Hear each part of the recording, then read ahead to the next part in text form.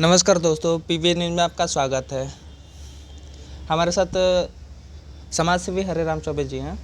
आइए जानते हैं इनसे कि बांग्लादेश के बिट्स के संपादक सलाउद्दीन शोएब चौधरी जी, जो कि आए दिन नेहरू गांधी परिवार पे नए नए खुलासे कर रहे हैं, उस पर आप क्या कहना चाहेंगे?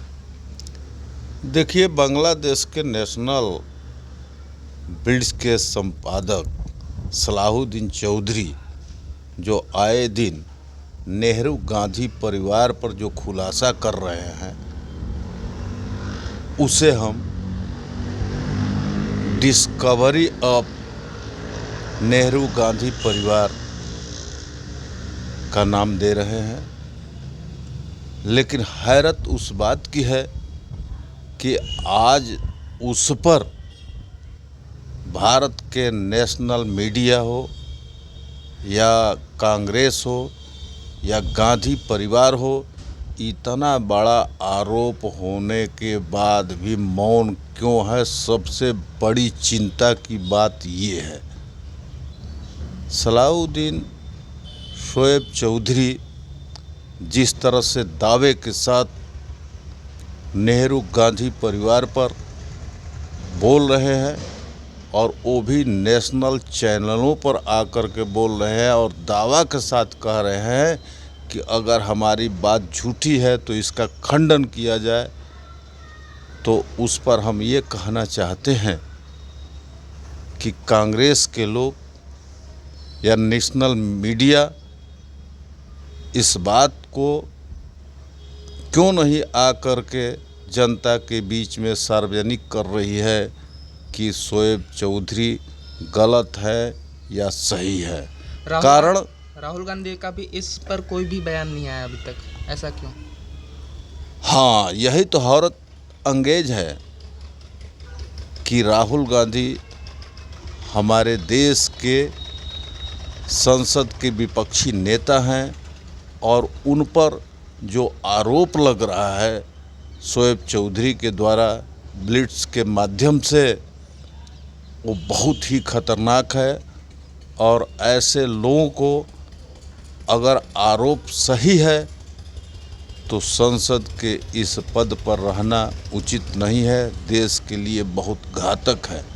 चाहे इनकी माताजी हो या इनके अन्य जो लोग हैं, जिस तरह से खुलासे हो रहे हैं कि बांग्लादेश में सरकार गिराने में भी इनकी भूमिका रही है, और दूसरा बात कि बांग्लादेश की स्थिति ये स्वयं भारत में भी पैदा करना चाहते हैं और उसके लिए ये प्रयासरत है।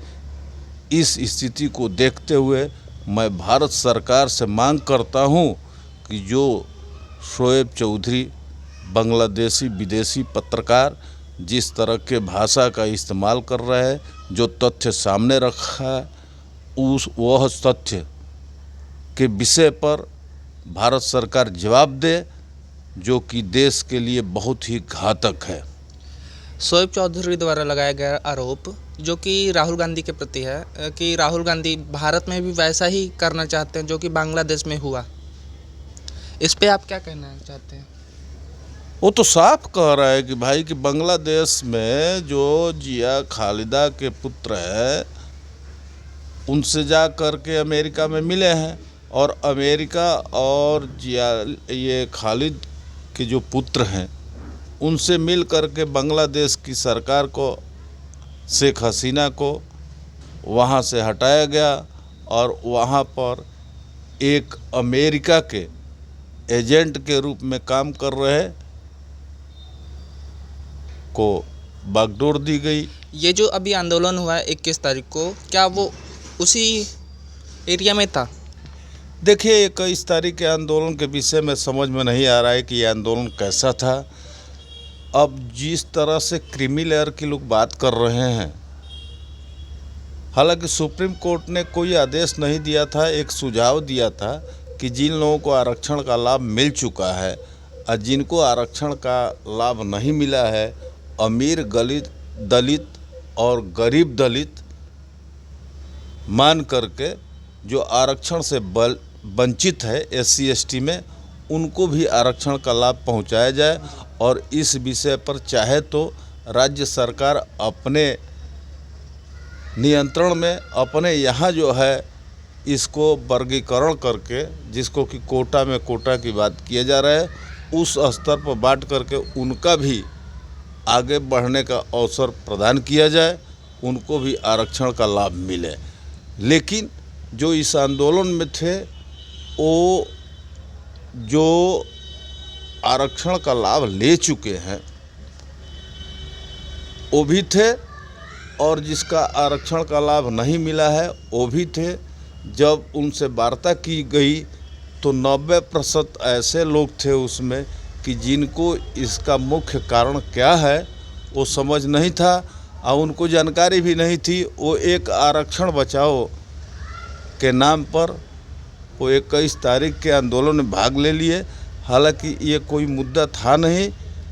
अब मैं तो यही कहूँगा कि 21 तारीख को बंद वो बांग्लादेश के तरह यहाँ भी उथल पुथल मचाने का एक कार्यक्रम था जो कि सफल नहीं हो पाया। मायावती का एक हाल ही में बयान आया है कि ये सपा और कांग्रेस केवल SC ST को बरगला रही है, वो उनके साथ नहीं खड़ी है। देखिए, आज़ादी से लेकर के आज तक हमारे देश में सही तथ्य तो सामने नहीं आया। आज़ादी भी किस तरह की मिली ये भी लोग नहीं जानते हैं। झूठे बरगला दिया गया। जो कांग्रेस अंग्रेज़ों के द्वारा उत्पादित थी, अंग्रेज़ों के लिए काम करती थी, अब उसको आगे बता दिया गया कि कांग्रेस ने ही आज़ादी लाया, जबकि कांग्रेस जो है हमेशा अंग्रेज़ों का ही फेवर किया। जो हमारे यहाँ के क्रांतिकारी थे उनको जो है कलंकित करने का काम किया। अब ये लोग कहते हैं कि बिना खड़ग बिना ढाल आज़ादी मिल गई। अरे तो अन्य लोगों का सुभाष चंद्र बोस से लेकर चंद्रशेखर आज़ाद, राम प्रसाद बिस्मिल, अशफाक उल्लाह की कुर्बानी कहाँ गई, भगत सिंह की कुर्बानी कहाँ गई? लेकिन उन लोगों को कलंकित किया गया। तो कांग्रेस तो अंग्रेज़ों के द्वारा उत्पादित थी, उसी के हाथ में सत्ता हुआ और आज़ादी से लेकर के आज तक देश भ्रमित है और आज तक लूटा जा रहा है। लेकिन ये कहिए कि 2014 में एक गैर कांग्रेसी सरकार आई यहाँ पर, जो कि आज तक काम कर रही है, जो कि देश को बचाने का काम कर रही है और भारतीयता के आधार पर काम कर रही है।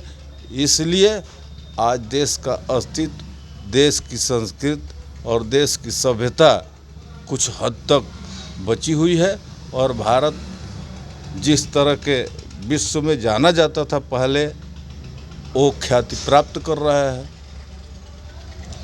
अभी राहुल गांधी का हाल ही में बयान आया है कि संविधान दिखा के बोला गया कि मैं जाति जनगणना करा के ही रहूँगा। क्या उनको एक्यूरेट पता है कि भारत में कितनी जातियाँ हैं? हाँ, बात तो सही आपने कहा, जाति गणना होना चाहिए, लेकिन जातीय गणना से पहले ये सार्वजनिक हो कि भारत में कितनी जातियां हैं। और जो जाति गणना की बात कर रहे हैं, जिस तरह से बांग्लादेशी पत्रकार यहाँ पर राहुल गांधी के जाति के विषय में जो खुलासा कर रहे हैं, गांधी परिवार के विषय में, नेहरू परिवार के विषय में, तो पहले तो उनको सार्वजनिक किया जाए कि ये किस जाति के हैं। इसके बाद भी एक और मेरा प्रश्न है कि जो लोग धर्मांतरण करके अन्य धर्मों में चले गए हैं, चाहे वो ईसाई हो, चाहे वो मुस्लिम हो, चाहे अन्य धर्म हो, लेकिन वहाँ पर भी आज तक वो अपना हिंदू नाम के आड़ में जो हिंदू और हिंदुत्व के प्रतिघातक प्रहार कर रहे हैं, तो उनका भी पहले सर्वे होना चाहिए, उनका खुलासा होना चाहिए कि कौन कौन से लोग धर्मांतरण किए हैं और हिंदू नामों के आड़ में जो आज तक छिपे हुए हैं और आरक्षण से लेकर के अन्य सुविधाओं का लाभ ले रहे हैं। पहले तो उनका सर्वे होना चाहिए, उनका खोजबीन होना चाहिए, उनकी समीक्षा होनी चाहिए। और जहाँ तक संविधान की बात होती है, तो आज हमें ये प्रतीत नहीं होता है कि संविधान का उल्लंघन वर्तमान सरकार कर रही है। संविधान का उल्लंघन स्वयं जो है जो संविधान दिखाने वाले वो कर रहे हैं। क्यों कि अगर हम उस विषय पर नज़र डालें तो 75 का आपातकाल कांग्रेस पार्टी की ही देन है। दूसरी बात,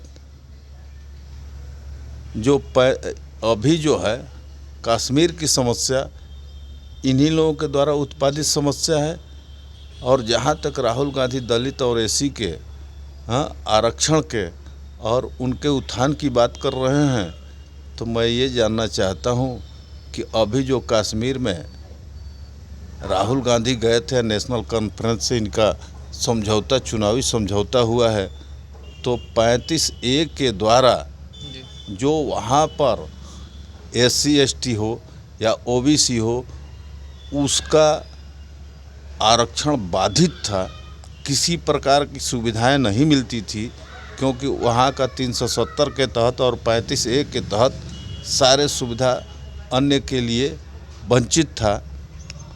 तो वहाँ तो SC ST के सुविधाओं पर फिर रोक लगाना चाहते हैं, जो कि 70 का हटने के बाद जो है मिल रहा है। और यहाँ पर आकर के SC ST के उत्थान के आरक्षण बचाओ की बात कर रहे हैं। तो इनका तो दोगलपन वाला ये बयान है। इस विषय पर मैं यही कहूँगा कि ये देश को गुमराह कर रहे हैं और इनकी बातों में देशवासियों को नहीं आना चाहिए। और दलित और OBC हो, इनको सीधे इग्नोर करें। ये केवल भारत को बचाने के लिए नहीं, भारत को विनाश के कगार पर लेकर के उस पर लूटने का प्रवृत्ति इसके अंदर है। और हमारे समझ से जहाँ तक हो सके शीघ्र जो इनके पीछे के कुकर्म है, जो इनका लूट, चाहे वो अदालत में चल रहे हो और चाहे जिस तरह से चर्चाएं हैं, उस पर जांच करके भारत सरकार को शीघ्र से शीघ्र वैधानिक कार्रवाई करना चाहिए। ये देश की जनता की मांग है।